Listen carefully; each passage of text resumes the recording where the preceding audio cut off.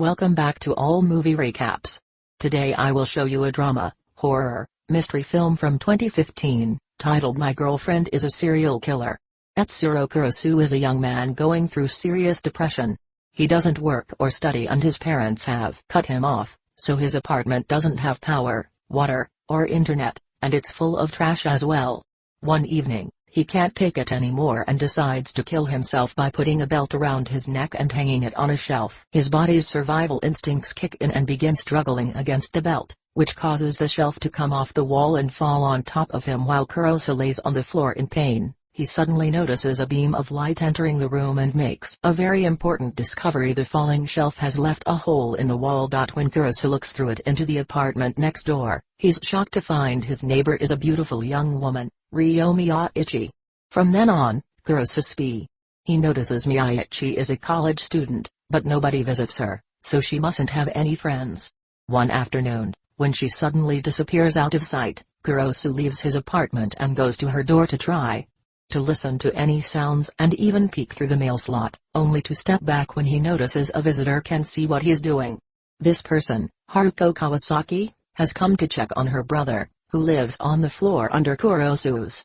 After knocking a couple of times and getting no answer, she hangs the bag of food she's brought him on the doorknob and leaves, so Kurosu takes the chance to steal it and finally eat some real food after having been surviving on cheap snacks for a while. Once again, his creepy activities are interrupted, this time by Miyaichi herself. They introduce themselves with only their surnames. Then Miyaichi invites him to eat with her at her apartment because food tastes better when you have company. Asks her why she wants to hang out with a NEET like him, to which she replies that them connecting so well is the only thing that matters to her. These words truly touch Kurosu, so when he returns to his apartment later, he covers the hole with a piece of paper. He's quick to take it back, however, when he hears her door open in the middle of the stormy night. Miyaichi is wearing a transparent raincoat and has a box cutter in her hands, but most importantly there is a man in the room with her. This man hugs Miyaichi from behind and she immediately reacts by pulling a series of martial art-like moves that allow her to overpower the man and kills him, which makes her smile. A shocked Kurosu doesn't have much time to process what has happened, because the books on Miyaichi's shelf fall and cover the peephole while he tries to decide if what he saw was real or not. A mysterious van full of people parks in front of their building and someone knocks at his door. It's Miyaichi, looking normal and cheerful, asking with a pot of food in her hands if they can have dinner together in his place. This time, after moving some trash away and lighting up some candles, they share dinner and Miyaichi tells him hanging out with him helps her figure out if she's normal or not. Later, after she goes back to her apartment, Kurosu uses a chopstick to push the book from the hole and sees the room is pristine, which makes him think the murder he saw was a hallucination after all. But at that moment, a mysterious voice tells Miyaichi goodbye, so Kurosu rushes to his door to see who it is. Reina Inmeiji, a serious-looking woman, is walking away from their apartments, only stopping to tell Kurosu she can see him, even calling him by his name. The following morning, Kurosu bumps into Miyaichi, who tells him they can eat at his place again today. This inspires Kurosu to finally clean his apartment while trying to convince himself that what he saw wasn't real, yet he can't stop thinking about it. Later in the evening, store and spies through the peephole to see it's happening again. Miyaichi is killing a guy with a bee tattoo on his arm, smiling when she's done finally admitting this is real. Kurosu screams in fear, making Miyaichi discover the hole and stick her cutter in it. Kurosu runs away from the apartment, and Miyaichi chases him through town with her cutter in hand. When Kurosu takes the fire escape to reach the roof of a building, Miyaichi corners him there and makes him confess that he's known she's a killer for a while. She finds this very interesting because even if he knew, he still kept eating together with her. Kurosu admits he's tried to kill himself in the past, but then he discovered the peephole and fell in love with her, which is much better than dying. He falls to his knees, ready for Miyaichi to kill him, and she does grab him and puts her cutter on his neck, but she doesn't kill him yet. Once again she considers his reaction very interesting. When she asks him how he feels right now, he says he wants to date her, which Miyaichi accepts before licking the blood off a bruise on his lip he got while running away. Kurosu, he has lunch at his place with Miyaichi, who is amazed at how much he can see through the hole. After admitting that he likes everything about her, He promises to get a job to be a better boyfriend for her. Kurosu ends up working at a convenience store, and every time he has to use a cutter to open one of the boxes, he can't help thinking of Miyachi's murders. This doesn't stop him from still dating her, though Miyachi asks him out on a date the next day, which turns out to be an excuse to make Kurosu carry her microwave to the university because the one at her lab broke down. At first, he doesn't feel comfortable being surrounded by successful people,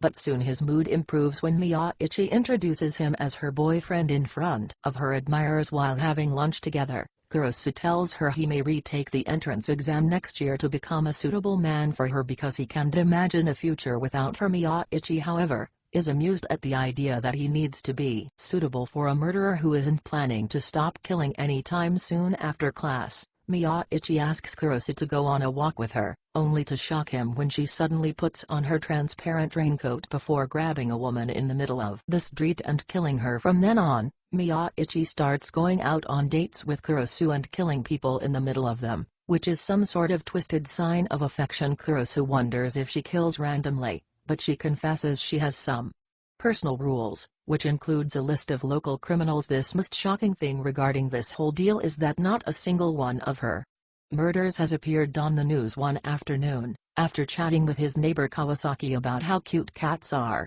Kurosu meets with Miyachi at the park and shares some Papiko with her. Papiko is a nice block made of chocolate and coffee that come in pairs precisely to be shared. Kurosu's life starts to improve thanks to his new job. His apartment finally has power again and he can buy a new phone. One day, working the cash register at the store, Haruko comes over to buy some snacks, and Kurosu gives them to her for free because he's feeling guilty over the food bag he stole the other day. In the evening, when he gets home, he finds a message on the peephole telling him to wait in his apartment at 10 p.m. When the time comes, Kurosu looks through the peephole again and discovers Miyachi has kidnapped Kawasaki. He tries to ask her not to kill him, but Miyachi just tells him to keep quiet not to be caught and proceeds to kill their neighbor. Right after she's done, Reina and her team arrive in their black van and clean the entire crime scene, which explains why nobody has found out about all the murders yet. Kurosu goes to Miyachi's apartment and demands some answers. Reina explains that Miyachi is a great killer because Reina takes him to his apartment and shows him the truth. All this time, Kawasaki has been torturing the stray cats he befriended. Reina doesn't understand why he looks so shocked since she believes this is also his future because Miyachi doesn't know how else to interact with people. The following morning, Miyachi knocks on his door, but he ignores her, so she enters his apartment by jumping from her balcony to his. Kurosu tells her he isn't feeling well and stays in bed, so she gets in there with him to warm him up. When he explains murder is wrong and there should be certain lawfulness, Miyachi wonders who gets to choose who dies and who lives and points out a Kurosu finally admits he just didn't want to see it, so an upset Miyachi leaves the room. While sometime later, Kurosu bumps into Haruko, who wants to know if he's heard from her brother, because he hasn't called or visited in a while. While Kurosu tries to come up with some excuse, Haruko is startled by the sudden apparition of a jealous Miyachi, who wants to know who is this person talking to her boyfriend. When Haruko explains she's Kawasaki's sister, later, when he's having dinner with Miyachi, he can't stop worrying about Haruko coming back and finding out the truth. Miyachi tells him it's fine because Kawasaki has disappeared without a trace, and because of her personal rules, she promises not to kill Haruko. Some days later, Haruko texts Kurosu, asking him if they can meet to talk about her brother. While wondering if accepting or not, Kurosu is suddenly grabbed and dragged into a van where Reina is waiting for him. She tells him to become a suitable man for Miyachi or she will take care of him, because as a person he's useless but he'd make a great dead body. A few hours later, Kurosu meets with Haruko for tea. She is in desperate need to know what happened to her brother, so she asks Kurosu to come with her to see the landlord because she's scared to go. Kurosu doesn't have anything to worry about because Reina's team has cleaned it all and got rid of all the tools he used with the cats, leaving a perfectly normal room behind and even the copy of an online airplane ticket reservation to make it look like he is away on a trip. Now that she can stop worrying about her brother, Haruko goes for a walk with Kurosu and thanks him for his help when he tells her she can call him anytime she needs something, though she says she won't because it would piss Miyachi off. On his way back home, he sees a guy with the same bee tattoo the other victim had putting an arm around Miyachi. Yet she doesn't push him away when they meet for dinner. He tells her he's seen her with that dude and demands an explanation, but Miyachi accuses him of doing the same with Haruko. Kurosu denies this and tells her he only hung out with Haruko to protect Miyachi. Later that night, Haruko goes to the bar which the gang using it as their headquarters and informs them if she is turning down their offer about becoming their personal killer. They don't take this news very well, and the leader reminds her they know she kills one of their gang members and threaten to kill Kurosu if she does not change her mind. The next day, Miyachi waits for Kurosu to finish working and walks him home, since she's worried about his safety. When they arrive at their building, they find Haruko waiting for them and they invite her in for tea. It turns out she's received a postcard Kawasaki has sent from Thailand. Another trick from Reina. Suddenly, she passes out and Miyachi shows up, wearing her transparent raincoat.